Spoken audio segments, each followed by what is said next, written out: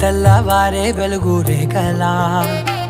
పచ్చ పచ్చ పచ్చి మట్టి బొమ్మలా అల్లి బిల్లి వెన్న పాల నురగలా అచ్చ తెలుగు ఇంటి పూల కొమ్మలా